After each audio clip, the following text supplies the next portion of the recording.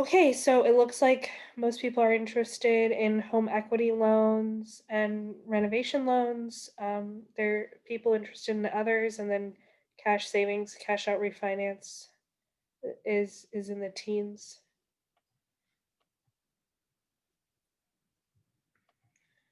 Okay, so let's get into some questions here. I see a couple of questions in the chat box for finance, but if you could just keep putting them in, and we'll answer them as we see them. Um, does a HELOC need to be for our primary residence, or can we pull equity out of one of our investment properties? A great question, and I'm doing that for several clients right now. You absolutely can pull equity out of a primary, a secondary, or an investment home. Yes, the rates will vary. They're not as great for an investment home as they would be for a primary, but they're still not bad. Yeah. Okay, great. Can corporate investors / speculators buy a single family home and build an ADU and a junior ADU without city or county requirement for owner occupancy? Oh, I'll answer this quickly. They can do that for a single family home and an ADU, but a junior ADU still requires owner occupancy. I'm not seeing any other finance questions here. We'll wait a So little many, bit to it's see if hard they to. come up. Yeah, and you've said previously, like, finances are quite a personal matter. So, Exactly. Lindsay has her information here. If you'd like to talk to her, email her, give her a call. I'm sure she'd be happy to answer your questions. Absolutely. Thank you. Yeah. And uh, to answer that one question really quickly about ADUs on raw land, an ADU really is, an adjacent dwelling. So if you're on raw land, you can do a tiny home, but the first home on raw land is not an ADU. Let's hold on that question because it's a little more. State law is kind of complicated on that point. That's true. That's true. Yeah. Thank you.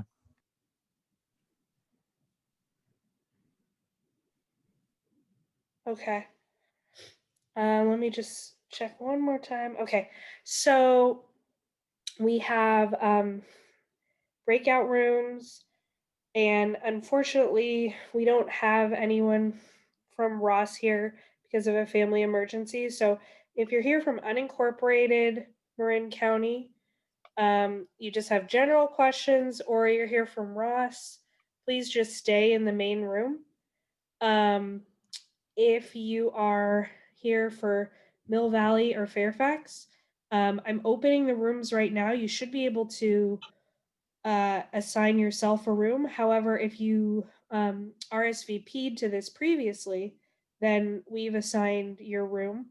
But if it's not assigned correctly, I think that you're able to just join a breakout room. So I'm going to open the rooms.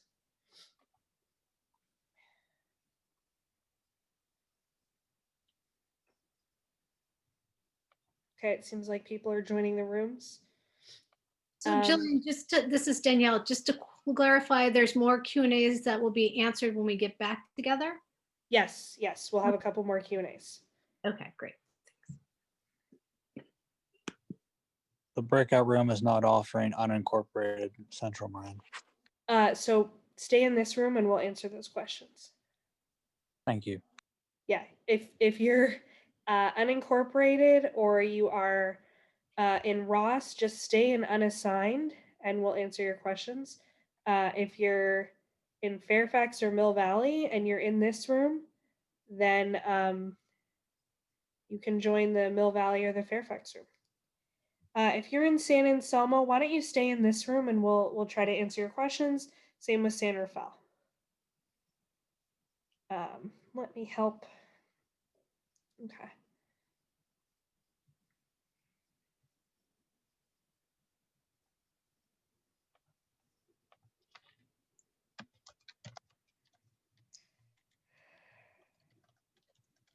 All right, let's give everyone one more minute and then we will start answering questions in this room.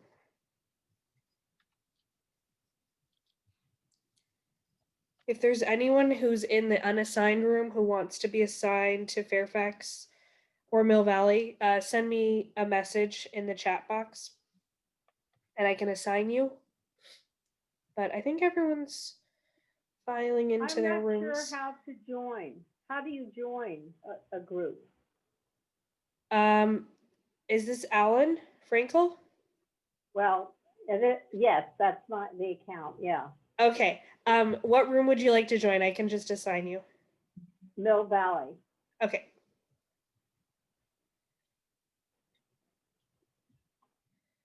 All right. This is Mark. How do I get into the Fairfax room? Let me get you in there, Mark.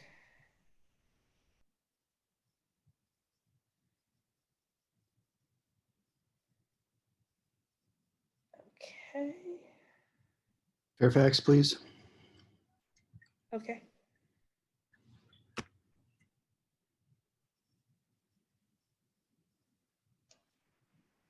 Yes, if you're in Tam Valley, you're in Unincorporated.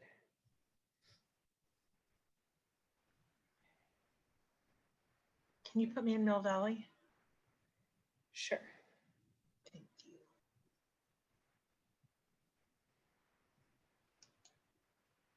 you. Unincorporated, I just stay where I am. Yes. Okay. Okay, so anyone in Unincorporated or Can you hear Helen? yes, Helen, if you could, okay, I will put you in the Mill Valley, please. Mill Valley, sure. Yeah, thank you. Why don't we get started? I'll Yeah. start answering some questions. And you can send Jillian a private chat if you need to, or if you're able to change your username so you have your city in it, then we'll see that and adjust accordingly. But this is for the unincorporated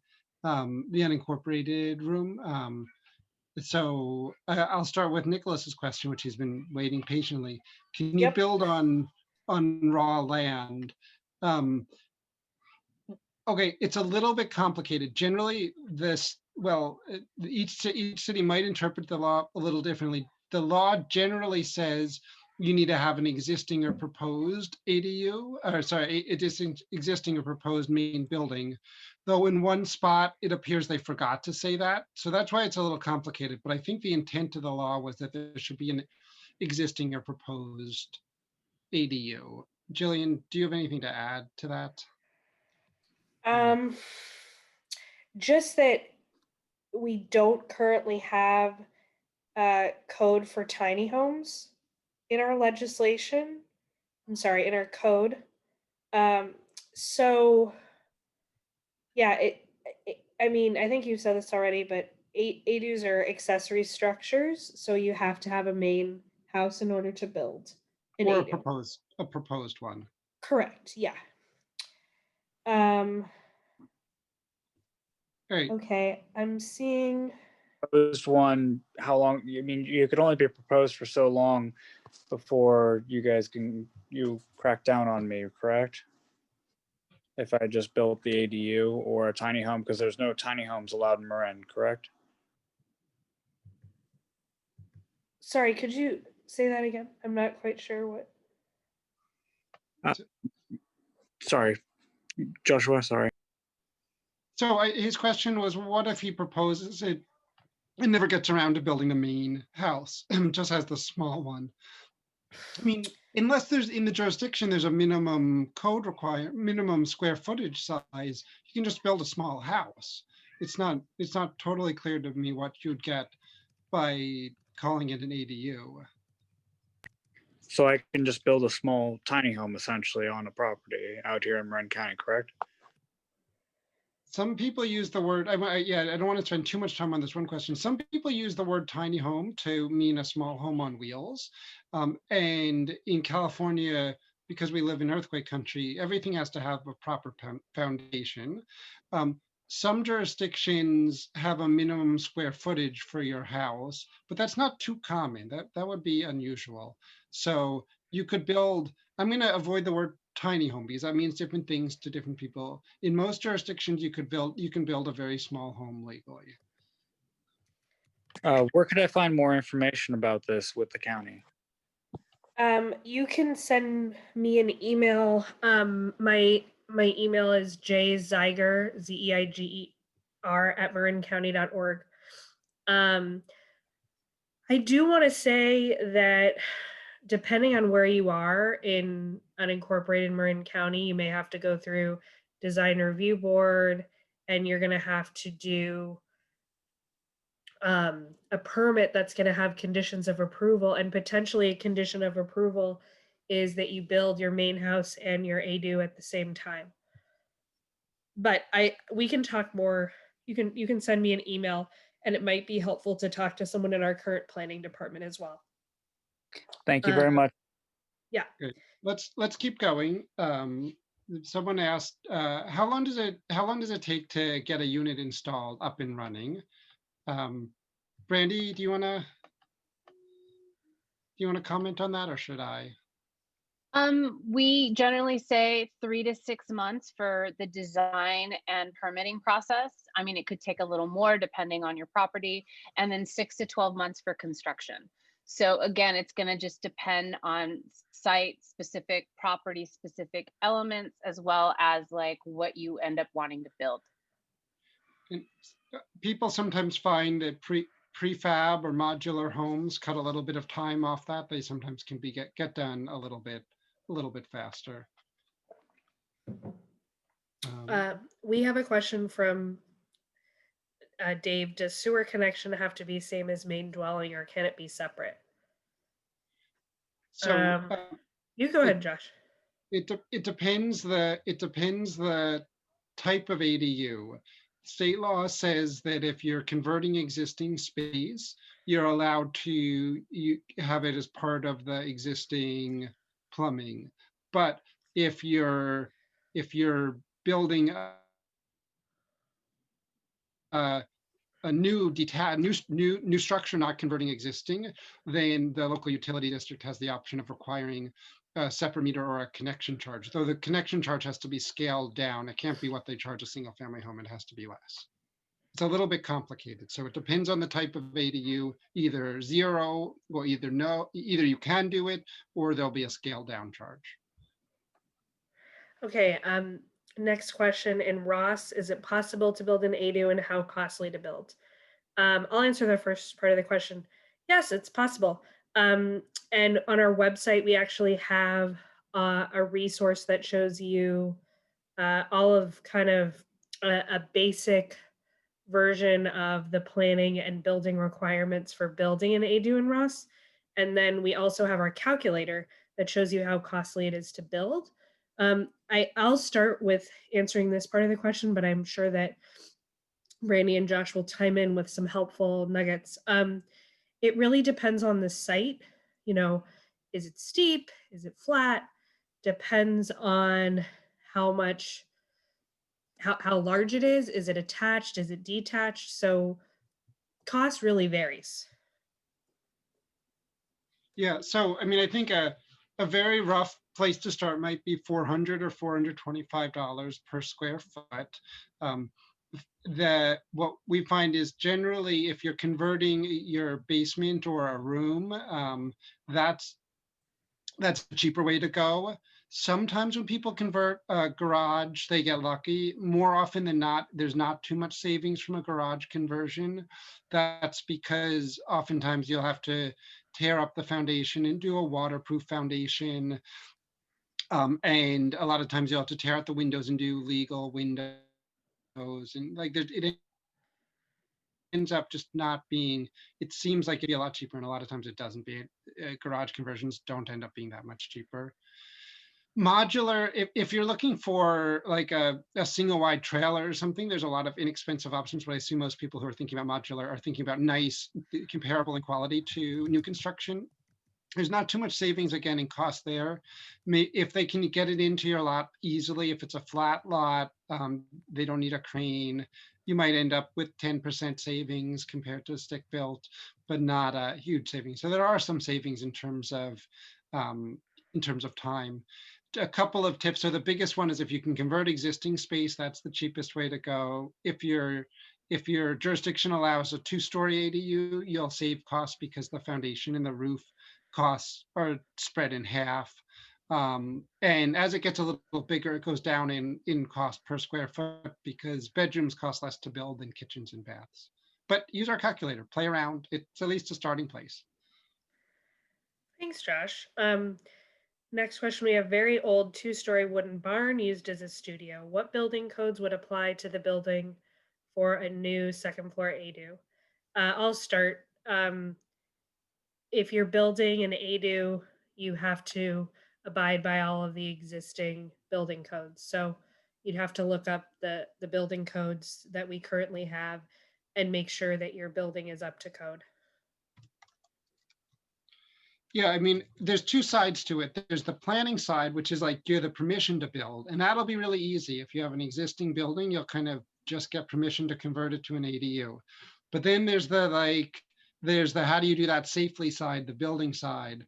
They're gonna have a lot of rules for you. Yeah. Next question, can you talk about height limits? Most towns have a 15-foot height limit for a detached structure, but that gets difficult if you're going over a garage, for instance. So I thought state law, the standard is 16 feet with, you're doing a detached 800 square foot new construction. I think the height limit is 16. If you're going over a garage in unincorporated Marin County, I believe you have to abide by the height limits of the zoning for your parcel. I will be right back if someone can take over the Okay. Q&A. Sorry. Yeah, we'll keep going. So someone asked, can we repeat the cost? $425 per square foot is a good placeholder figure, but I'll just say, well, caution about that. Like, have a very big range until you talk to an architect. That'll be one of your very first steps. But if you get a number in your head, it'll often, you'll be limiting yours. It'll be frustrating sometimes. So just have a very big range and then talk to someone and they'll give you the sense more on what based on your yard and what you're looking for, all types of things. Let's see. Well, I'll just do the question. What's the advantage of calling it a second unit or an ADU? If you like acronyms, ADU is great for you. If you don't like acronyms, second unit is great for you. Second unit is the old name for ADUs that they're interchangeable. There's lots of names for ADUs, but there's no legal difference in calling it a second unit or an ADU. All right. Hey, Brandy, can you call out questions? And I can answer them. Let's see. Sure. Height limit. Footage.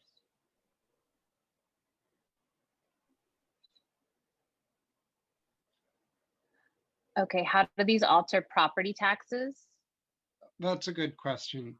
So what's going to happen if you've been in your property a long time and you have Prop 13 has guaranteed your property taxes at a very low rate, this won't change it. That's your base assessment. The way assessments work, taxes work in California is if improvements get taxed at a different rate, your main house is fixed. That won't change. So the assessor will look at how much your new ADU is worth and your tax will be charged based on that. So if it's your ADU increases your property value by $100,000 and your tax rate is 1%, then your taxes would go up $1,000 a year. The ADU in Marin County is actually the assessor in Marin County is really friendly and accessible, and you can just hop on the phone. I think we have the link on our website. If not, just Google it and tell them your situation and they'll try and point you. They obviously won't know until the specifics of it all, but they'll be very happy to talk with you. But it's based on the increased value. Generally, it's based on the increased value of your new home times the property tax rate, which is about 1% of that new value. Someone else asked, does the square footage count against your FAR? Yes and no. Usually the way that works, if you're up against an so FAR is floor area ratio, and that's one way of making sure people don't build too much on a small lot. You look at the square footage of the lot and how many square feet are in your building. So it's a way of limiting how much you're allowed to build to make sure houses are the right size for the lot. There's a special exception where even if the FAR rule says, no, you can't build, you're still allowed to build an ADU. So if you're up against your FAR limit, you can build an 800 square foot detached ADU where you can convert existing space to an ADU. But then if you want to do a later expansion of your main house, most cities will go back and look at the ADU FAR and count that when you're thinking about building an expansion. So yes, it kind of counts one way, but it doesn't count the other. But you won't be limited in building the ADU, and in most, but it will depend a little on most jurisdictions. But that'll be true in all jurisdictions. FAR won't limit you from building a 800 square foot up to 800 square foot ADU. What is the maximum square footage for unincorporated? Oh, unincorporated Mill Valley? Okay. Yeah, so Jillian will be back at She's back. She's back. I'm back. Sorry, what was the question again? What's the maximum? The max square footage for unincorporated? Is it 1,200? Oh, for building an ADU? Yeah, it's 1,200. It's 1,200 for a detached. It could potentially be more for an attached. It's about the percentage of your attached ADU compared to the main house. So if you want to send me an email, jzeiger@marincounty.org, I can look at your zoning and see if you plan to do attached. If you plan to do detached, then it's 1,200.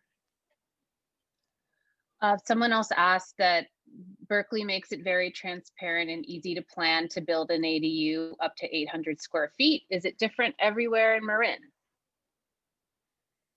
That's a state law. Everywhere in the state, regardless of local zoning rules, if there's a single family house, you're allowed to build a 800 square foot detached ADU.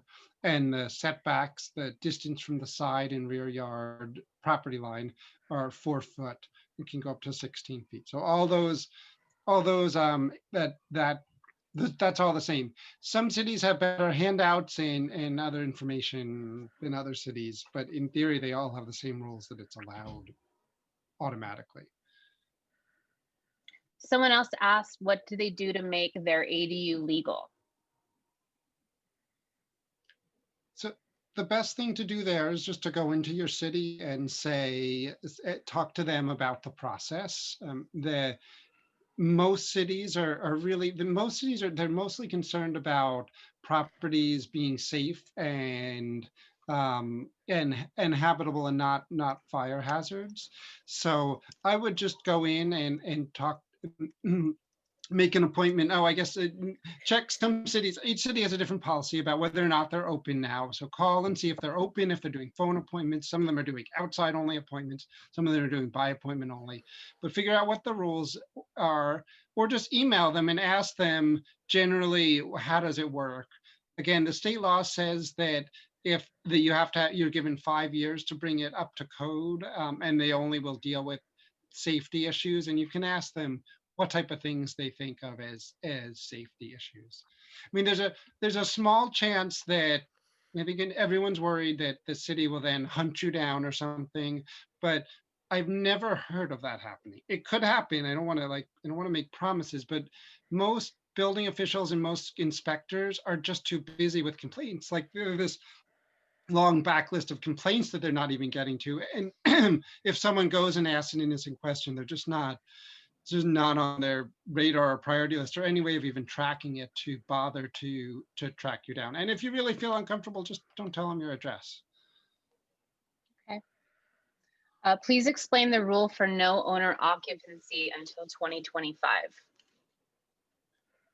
If the ADU is built between now and 2025, it's forever allowed.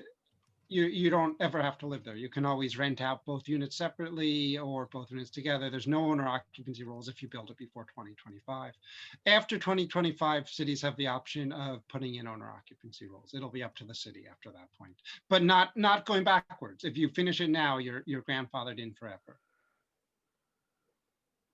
State law allows 800 square feet, but who imposes impact fees, and what bigger than 700? What, I guess, what are they for more than 750 square feet?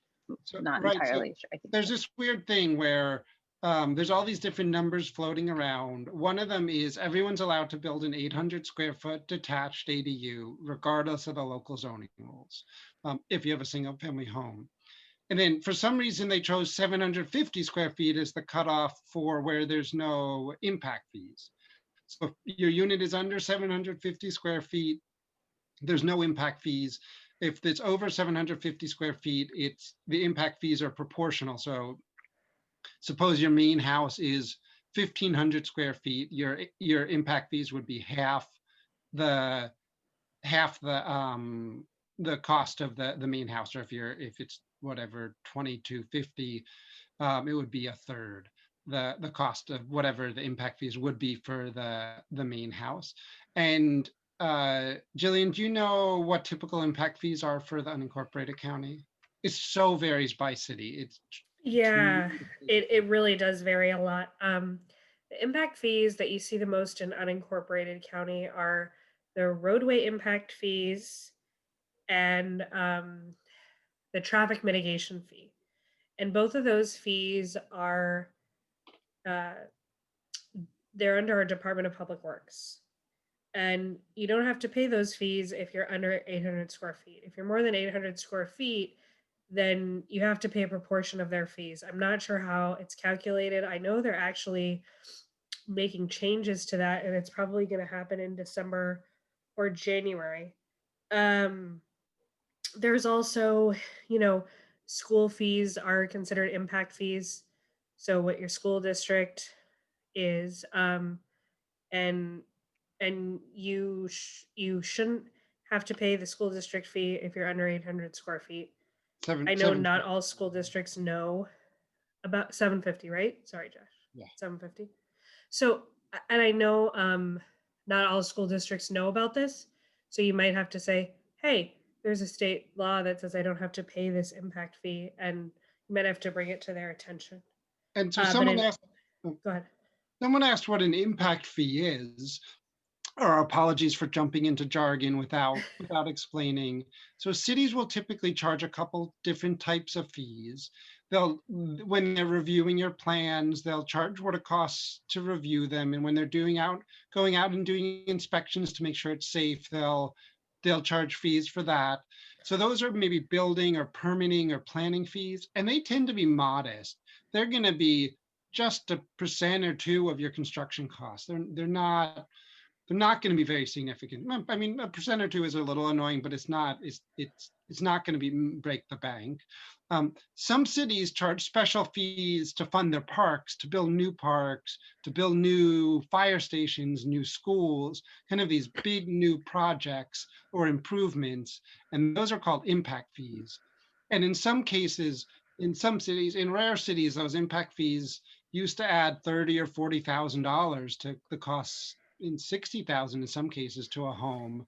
And so that's what the law, most cities not like that, but that's what the law was trying to stop, to cut down on those fees.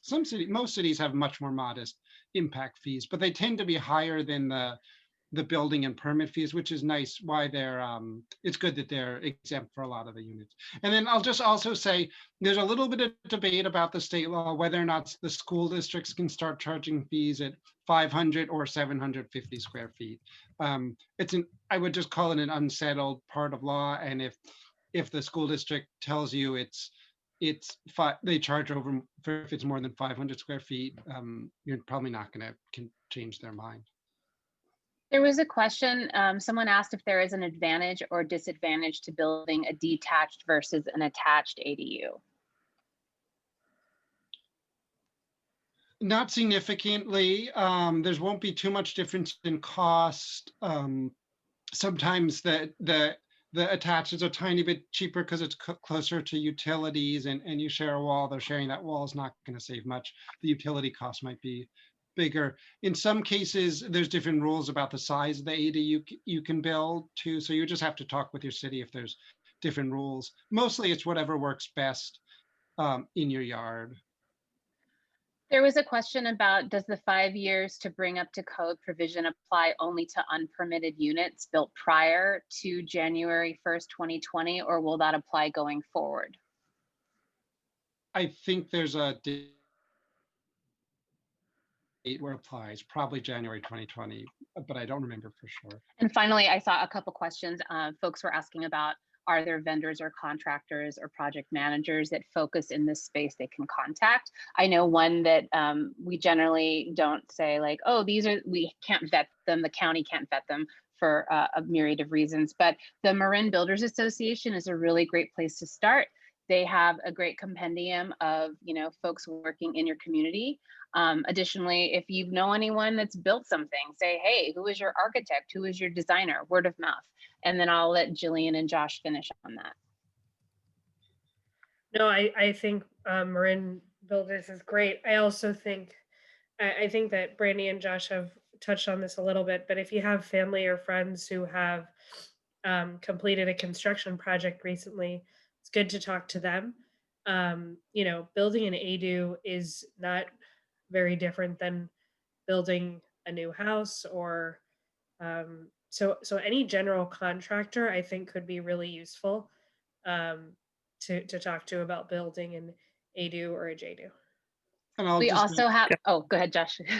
add, when our workbook is out in a couple of weeks, there's a bunch of pictures in it, and we have a glossary in the back of which designer or builder is associated with each picture. So you could look at that as. Okay. Can I ask a question? Can you put the question in the chat box, Peter? We're gonna have some time at the Actually, end. I put it in the chat box 4 times now. I'm not sure if I'm using it right, but it's already there. Okay, we have to start the rest of the presentation, but we have a Q&A at the end where you can ask more general questions. So Peter, just tell me your question real quickly. We won't answer it now, but then we can answer it when we have the second Q&A. I believe this. I believe the state law allows that a parcel that is 1/2 mile or less from a public bus stop on Sir Francis Drake does not have to meet any parking requirements for the local town or city. I believe that's a state law, and I'm just seeking to confirm that if you're familiar with it. It basically is, and we'll say more details about the parking in the second one, but basically that's right. Yeah. Thanks, It's Peter. a little more. Okay. Everything is always a little more complicated, but yes, it's basically right. Okay, we have 57 seconds. I'm gonna. Oh, we do have 57 seconds. We do. Okay, so so if you're within that 1/2 mile of a bus stop, they won't make you add a new parking spot for the accessory dwelling unit. Some cities might make sure you have enough spots for the main house. In some cases. Here's the other part of the question is, some of this one street on that route to the bus stop is a private street, not a dedicated public street, but it is a private 18-foot wide street. And the question is whether state law requires it to be a public street or a private street is not allowed. It doesn't. It's silent. Doesn't matter. You'll have to. Well, it sounds like the county is intended to let you do it if it's a private street, but the law is silent on it. And so I think Peter, you're in Ross, so it would be good to talk to Patrick Streeter about that. Okay. I think everyone is back in the big room. I hope the breakout rooms were successful. I just want to put in a plug that we will have some time for Q&A at the end if you didn't get your questions answered. But let's hear from Ruth, who's going to talk about renting your ADU.